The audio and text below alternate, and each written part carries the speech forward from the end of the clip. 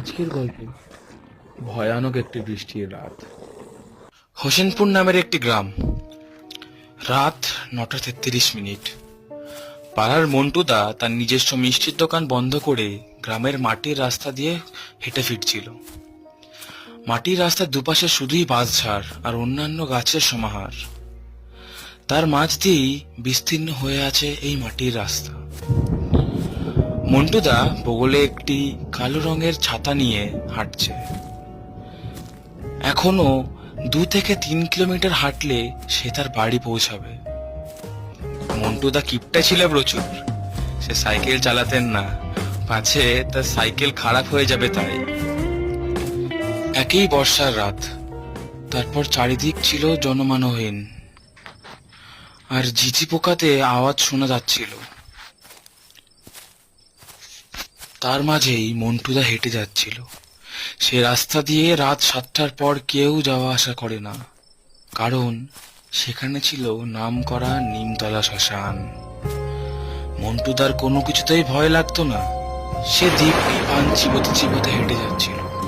হঠাৎ প্রবল বেগে বৃষ্টি নামলো।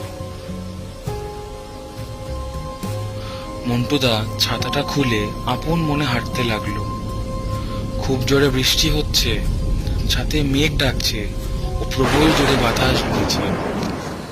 হঠাৎ মন্টুদার কেমন যেন মনে হলো তার পেছনে কেউ যেন হেঁটে আসছে।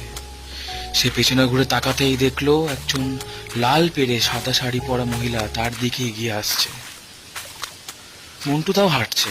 কিছুক্ষণ পর সে পেছন ফিরে তাকাতেই দেখলো সেই মহিলাটি আর নেই।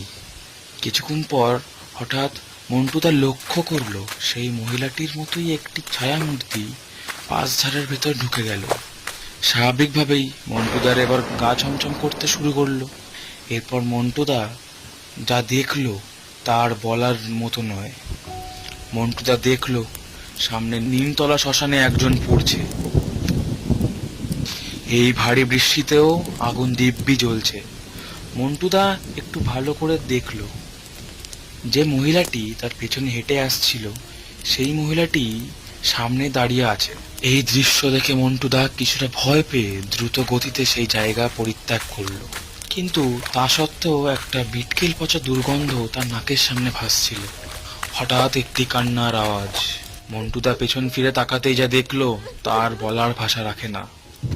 প্রথমত মন্টুদা বুঝতে পারলো সেই মেয়েটাই এতক্ষণ ধরে কাঠ খুঁজছিল যাতে সে মৃত ব্যক্তিটিকে পোড়াতে পারে। এইসব দৃশ্য দেখে মন্টুদার মাথাটা ঝিমঝিম করতে লাগলো।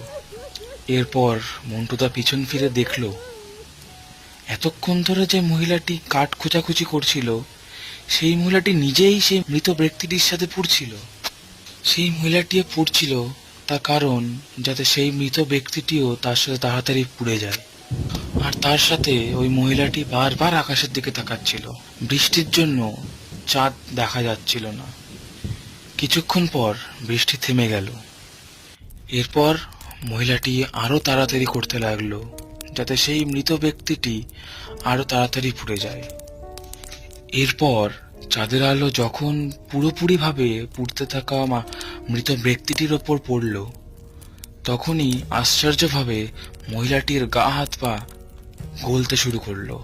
এসব দেখে মন্টুদা আর সামলাতে না পেরে হঠাৎ করে মাটির উপর আছড়ে পড়ল। পরের দিন সকালে কিছু গ্রামবাসী সেই রাস্তা দিয়ে হেঁটে যাবার সময় দেখলো মন্টুদার অর্ধমৃত দেহটি পড়ে আছে রাস্তার ধারে।